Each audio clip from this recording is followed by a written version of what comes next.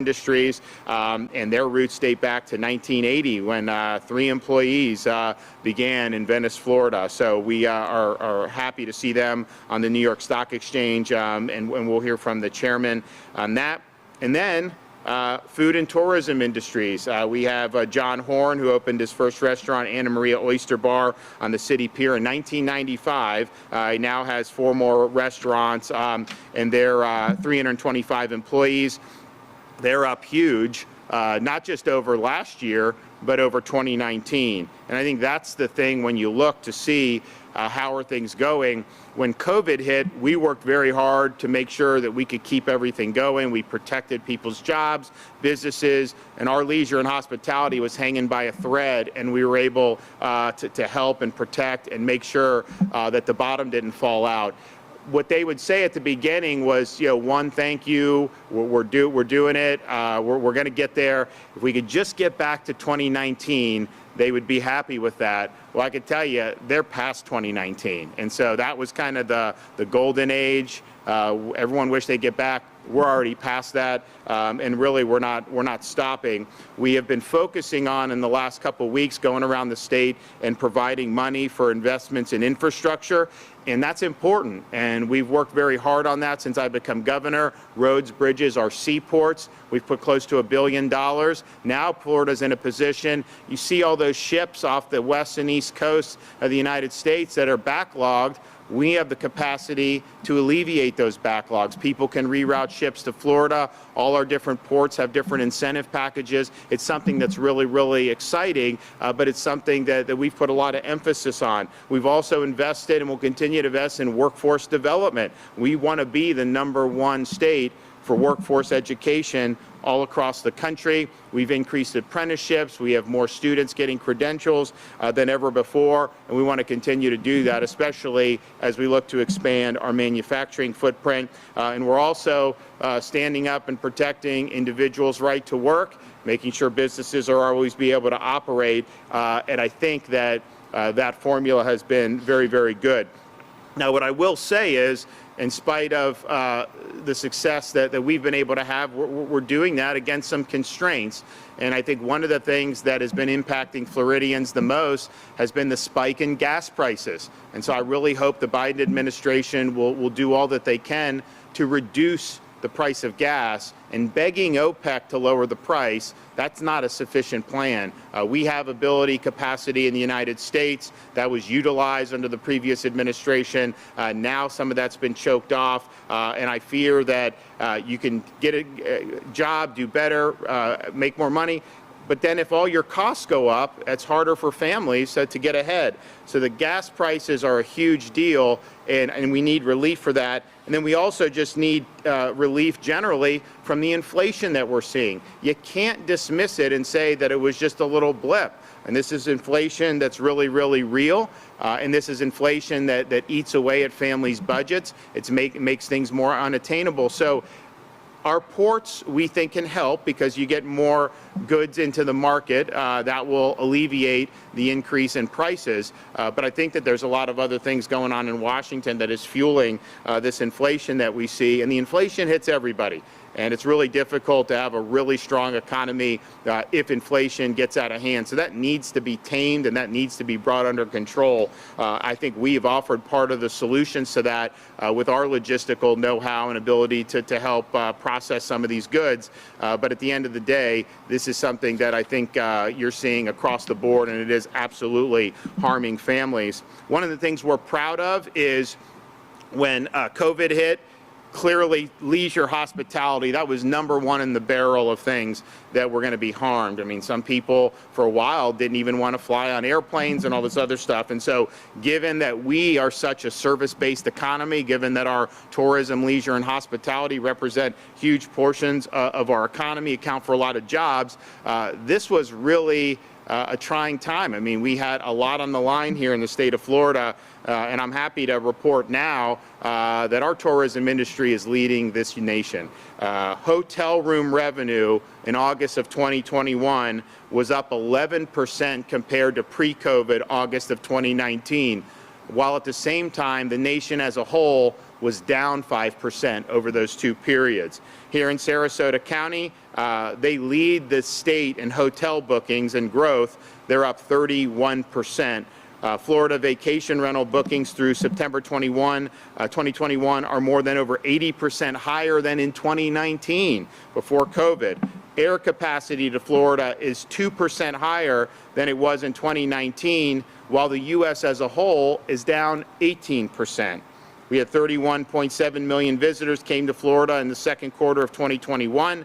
That's a 223% increase from 2020, which you probably would expect, but it's also a 6% increase from 2019 in terms of domestic visitors. And the Sarasota-Bradenton Airport, if you compare flights this summer to summer of 2019, is up 125%.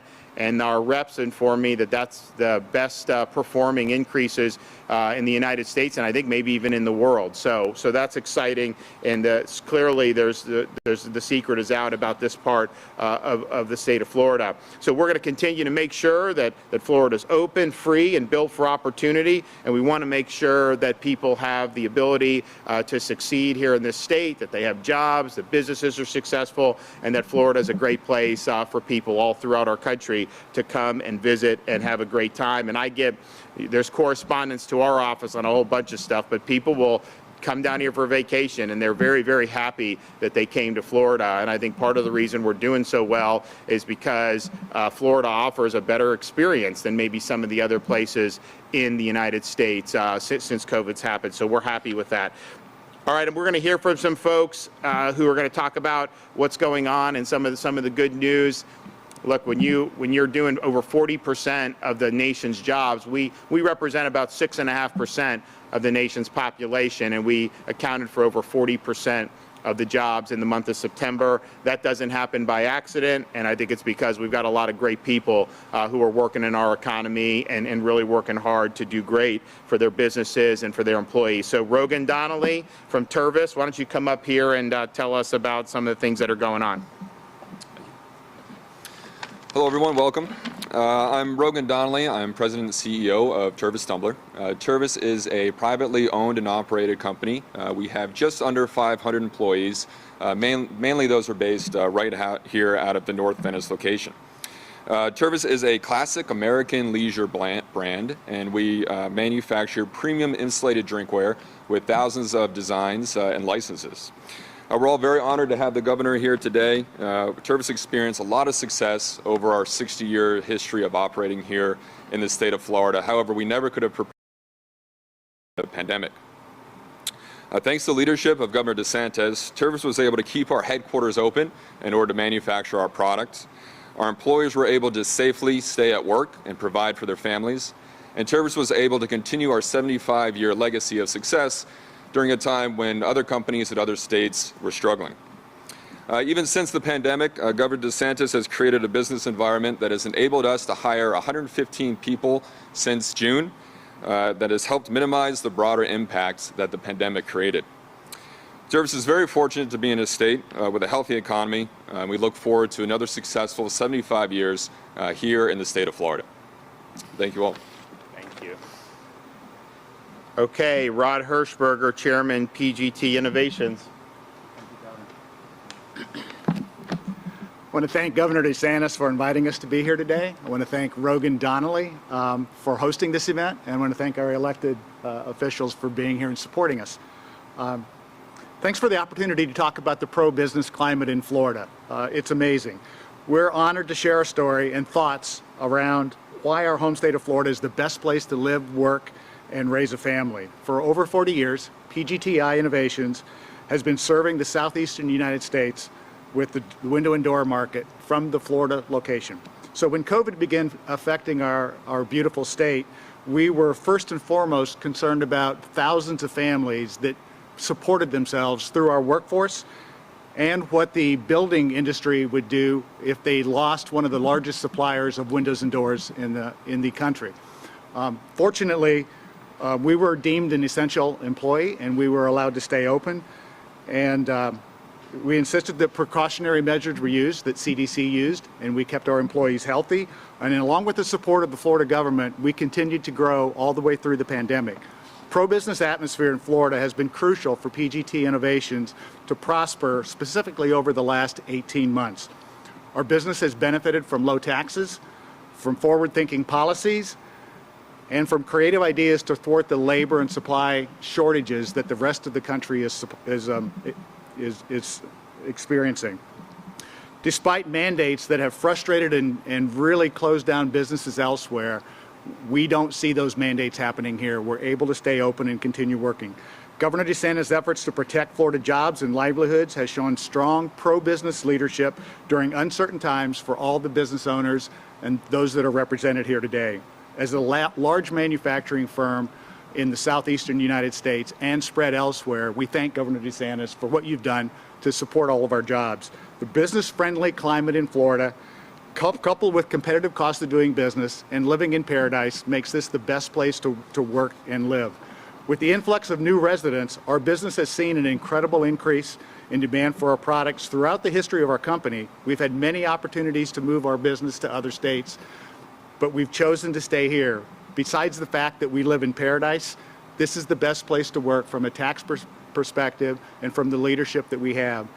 And we intend to stay here for long. And just maybe a little anecdote, I just came from our window and door industry national meeting, and I heard over 100 times, you guys are so lucky to have Governor DeSantis in Florida. You're so lucky to be in Florida, where you guys can work, where you guys can live, and where you guys have an open economy. And I thank you for that. Thanks. Okay, John Horn, Anna Maria Oysterbar. Good morning. My name is John Horn, and I own 4 restaurants in this area. We are so incredibly fortunate. We've been in business for over 25 years, and we just started on a little 85-seat restaurant out in Tampa Bay in Anna Maria Island. We've grown from that point, as the governor said. We have 325 employees, and I'll tell you, it's been tough.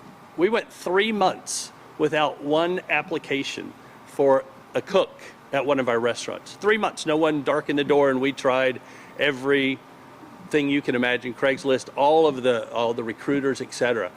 Those were tough times. But I'll tell you when it was tougher, it was COVID, because we were not considered essential employees. So we closed down for 7 weeks. It was a tough time for everyone. We were so fortunate, the governor said, we've got to get restaurants back open. We've got to get businesses back open.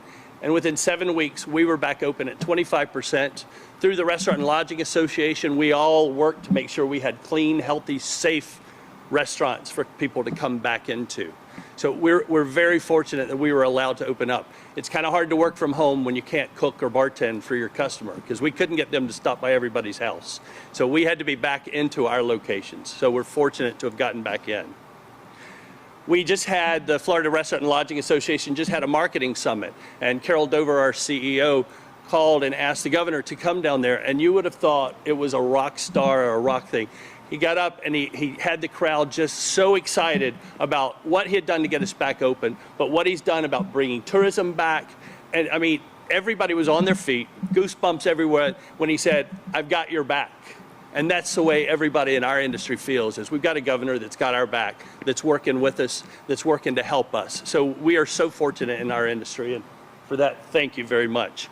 As we said, our sales, we don't compare to 2020. We try to ignore 2020. We try to act like it never happened. So our sales compared to 2019, we're up 36%, 136 if you look at it that way. We're up 36 from 2019's numbers in several of our stores, averaging 24% up. We're just ecstatic by that. Staffing is coming back because people are looking to get back. We still need some people in our restaurants, but things are looking so good. Coincidentally, I'm in this area today. I'm meeting with a couple of developers and a couple of realtors in the South County area, in Venice, Northport, and all the way down to Bonita. We want to open 4 more Anna Maria Oyster Bars within the next 2 years. We want to double our size. So the time is right, and a lot of that's thanks to what's going on with our elected officials and all that. So thank you, Rogan, for having us here. I love that your staff is with you, because I think that's what we all do, is we think our staff is what makes us. It is in our restaurants, so fabulous to be part of it. Thank you very much. Okay, we have Kevin Tebow, FDOT Secretary. Good morning. Glad to be here again with the governor to talk about transportation and the significant benefits it can provide. You heard a lot about the job growth. You heard a lot about the transportation growth that we're seeing. We've got to invest in that. We've got to make sure we're out in front of it. And so you just want to give you a snapshot. Last week we were talking about the ports and how they can help with the supply chain. Right here in Port Manatee, just to show you what the state has invested here, over $2.5 million we invested in new cargo cranes over there at Port Manatee. We have made over a $5 million investment on warehouse improvements, and we actually have made some improvements to their roadways coming in and out. Again, providing another port that can be available to provide those goods, to get those goods back to market.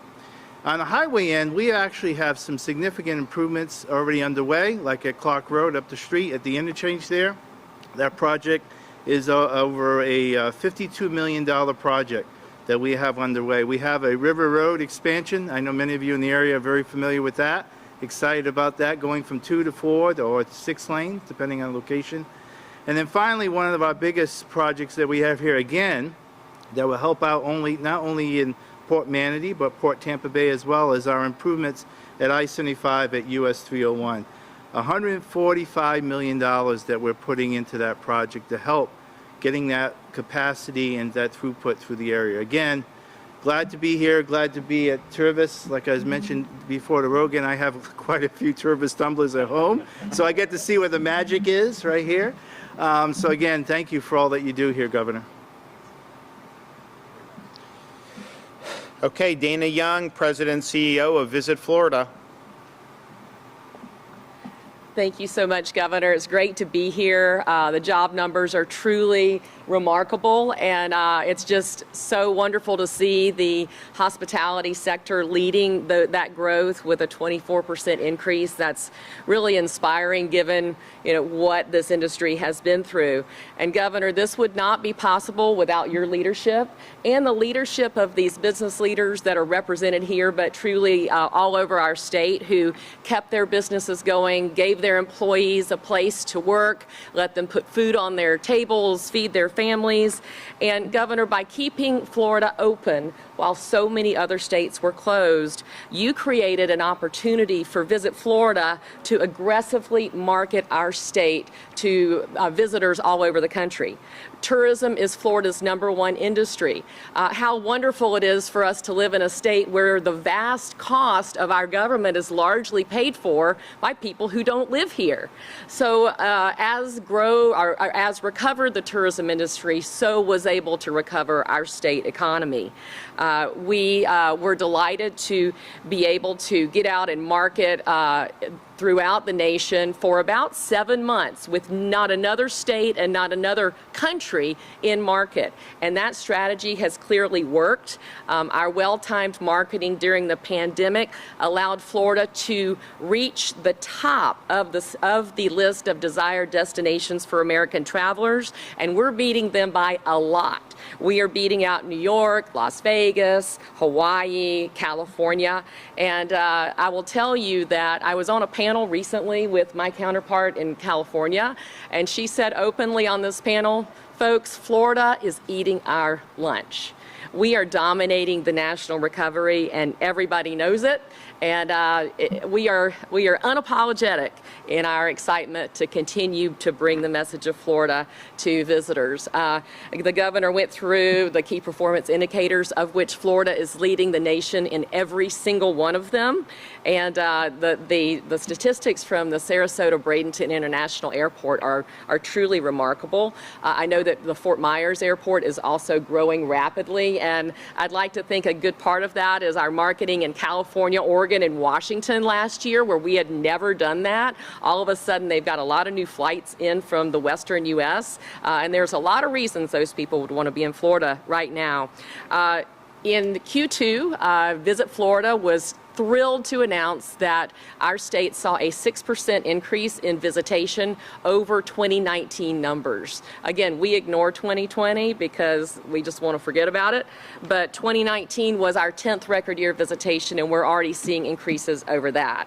And again, it goes back to the strategic position we were able to create thanks to the vision and leadership of our great governor, Ron DeSantis, and all of our great business leaders. So thank you for having me here today. And we're in a situation where if you look at the unemployment rate compared to some of these other large states, in New York, California, they're close to 7.5%. We're under 5%, so that's almost 50% higher. And that has huge, huge ramifications. Our unemployment rate did go down in September, but what had happened was when the unemployment enhancement went away, you had way more people join the workforce. So we actually had a couple months where it slightly ticked up, even though we were adding jobs. Now I think we're getting more and more people back in the workforce. The participation's better. So then as we add jobs, you'll see the rate start to go down more, which I think is a really, really good thing. But that is really, really significant when you talk about having states still mired in 7, 7.2, 7.5 unemployment. And with a lot of the other problems that we're seeing nationally, you're potentially in a situation where you could have chronically high unemployment and have chronically high inflation. That is not a very good recipe for success. So we're happy that that we're going to be able to do it, and we think that this winter season should be very, very good for our tourism, and we're excited about a lot of the prospects for continued job growth and job creation throughout the state of Florida. I mean, I get to talk to people in other parts of the country, and it isn't as easy to just pick up and leave to come to Florida, but people will tell me, look, if I didn't have all my family and grandkids, like if I could come, I would. If it was that easy, I would definitely do it. And so I think you're seeing that more and more. So we're just going to keep on providing a good environment, make the investments in our infrastructure, make the investments in our workforce, make sure we're standing up for individual workers and protecting their rights to work. And I think that we'll end up continuing to see success going forward. So great to be in South County again, and happy to take a couple questions.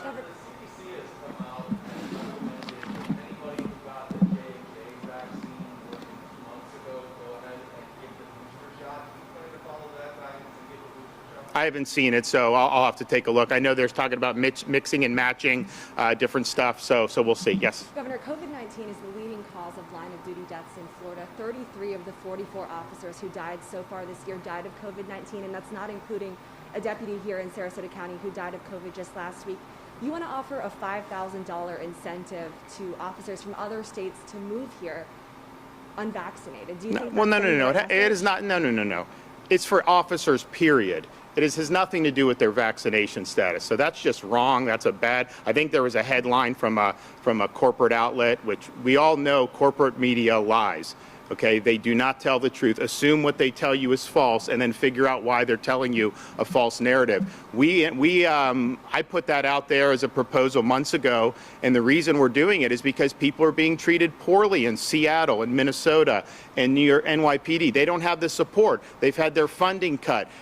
They get criticized if they just enforce the law. Some places they don't even enforce the law, like in San Francisco. They don't prosecute people shoplifting, so you have rampant crime. So that's why we're doing it, because morale is low. Morale is low for years because of how law enforcement's been treated. But when you saw all the rioting last summer, all the vitriol directed at them, Florida stood up and said, we back the blue. And so we are 100% excited about saying anyone that's being mistreated, if the morale's low, if you can't take that environment, and we have openings here, you're going to get an environment where people are going to support you. And I think that's something and I can tell you the people that have come down from some of these places already, you talk to them, it's the best decision they've ever made. So we're looking to capitalize off a lot of communities across our country who've turned their back on law enforcement, who aren't providing them the support, where there's all kinds of different problems with just being able to do the job. So it has nothing to do, it will be available to anyone who comes. And so if people are trying to say it's a vaccine issue, it's not, has nothing to do with that. They've been mistreated for a long time. I don't think a police officer should be fired over shots. I don't think that that's correct. They've been out in the line. They've been out for months, a year and a half, 2 years, doing their job. And we said that they were heroes for a while, and now all of a sudden some jurisdictions want to fire them. I think that's wrong for sure. But our $5,000 bonus, that applies to anyone. I mean, if you're in NYPD and you're not getting the support you need, and you're qualified, you come down here, you're going to get a bonus because we've got your back, and it's a way to say thank you, just like we did with the $1,000 bonuses that we gave for every sworn law enforcement officer in last year's budget as a way to say thank you. While other jurisdictions were defunding police, we were funding them and then doing bonuses. So we're going to continue to do that. We're also going to have a proposal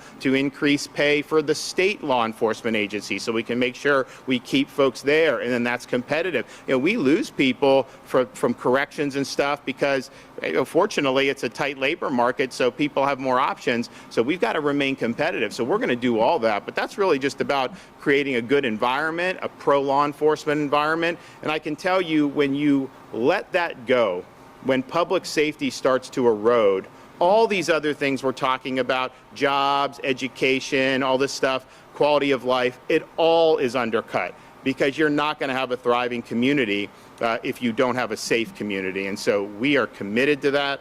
And I think we have an opportunity. We talk about bringing businesses here, and that's great. I mean, we're going to continue to do that. But we have a historic opportunity to bring in very talented people in law enforcement to come to the state of Florida who have not been treated well by their communities. And we stand ready and willing and able to capitalize on that and guarantee them an environment that they will be appreciated. Governor, hearing those numbers, though, of the line of duty deaths, is it something that you're considering promoting these officers to get vaccinated? I mean, you yourself have been vaccinated. So remember, go back, I mean, we did it right in your market. We would do special vaccine drives for law enforcement. We did it at the Polk County Sheriff's Office with Grady Judd. We did it everywhere. When the Johnson & Johnson came out, we provided that specifically to law enforcement. So we've done a lot in that regard. I've also been the only governor in the country that I'm aware of that has provided enhanced access to early treatments. I mean, if you look what happened when people were getting hospitalized at higher numbers this summer, almost none of them got any type of early treatment. And we've had monoclonal antibodies available since December, which have proven to be very effective. So we rolled out 25 sites. And since we've rolled out those sites, daily hospital admissions are down over 90%. Our hospital census has gone down statewide every day for over 2 months, and we're probably going to be nearing a pandemic low on all of that stuff. So we've provided huge support on the front end through prevention, but also huge support on the back end through treatment. And I think the sad thing is there were people who were getting infected for really a long time, and still happening throughout the country, where physicians were telling them to just go home and hope you don't get deathly sick. In Florida, what we said is that can't be the answer, particularly the high-risk folks. If you're infected, get this monoclonal very quickly. And you know what? We had huge success with it. I mean, we kept tens of thousands of people from being admitted to the hospitals, and no doubt saved thousands of lives as a result of that. And these are people, by the way, who have been vaccinated. I mean, the idea that somehow you're not going to get infected, I wish that were the case, because that would make it so much easier. Fact is, the protection against infection has waned. You have high numbers of people that go to our sites. A majority of them are vaccinated who get infected and then go to our monoclonal sites for treatment. So you need treatment regardless. And so we're happy that we've had a lot of success with it. We have very low numbers now because we have one of the lowest COVID infection rates in the country, and maybe the lowest in terms of the COVID Estim website. I think we're 49 or 50, and with per capita cases, we're in the bottom 5. So consequently, we have fewer people who need the early treatment. We were short some of it because the federal government cut our supply. I got this Sotrovimab, and we were able to plug that hole. And then the infections have gone down so dramatically that even with our cuts, we've been able to make it work. And so we're going to continue to do that. As we start to see the winter come, if we start to see a change in direction, we're going to make sure that people know you have an ability to protect yourself. But I definitely think that that early treatment was something that we did very, very effectively. And I think I actually talked to people in other states, they can't get it. They don't know where to get it in a lot of these other states. And I think that's a huge mistake, because as you start, you're already seeing it now in the north, their cases are rising. And because we just have a different seasonal pattern. So their cases are rising. And I think the resistance to the monoclonals, I think is going to be very negative. And so if you embrace the monoclonals, even as more and more people are infected who are vaccinated, which unfortunately looks like it will continue to happen, you have an ability to provide protection in ways that really, really work. And that's the thing. We have people that are immune compromised, people that are very elderly, have other health conditions, got vaccinated, good. And yes, it probably still helps, but sometimes you need treatment as well. I mean, you can get protection, but that may not be enough for given all your health concerns or given your age or something. So that is just, I really, of all the things that we've seen, and we've seen a lot of really ridiculous things. I mean, they said at the beginning, don't leave your house. And then when they started to have massive protests, they said the protests were fine, but normal people couldn't go to like a funeral or something. So we've seen all this conflicting stuff, but not embracing a very effective treatment. I don't understand why we did it. I was criticized roundly for doing it. People said it was not the right thing, and I can tell you there's over 100,000 Floridians who are glad that we were able to provide access to this, because it's helped a lot. But I think so. I think we need to get to the program. The final thing I'll say before I have to go is, we have all this stuff coming out for some of these people, like Fauci and NIH. And then what do we find out? We know NIH gave money to fund research, gain-of-function research at the Wuhan Institute of Virology. So what they're doing is they're taking U.S. tax dollars in China, and they're trying to create super viruses that'll be more dangerous for humans. And they'll say, well, we want to figure out how to combat the viruses. But you're doing this. This is very hazardous. I think it's unethical to do it. They should have been banned from doing it, but I think they went around the ban. And so we've got to shut that down. You can't have mad scientists running around playing God like this, and then come to find out what else is Fauci and NIH doing. They're doing cruel experiments on puppies.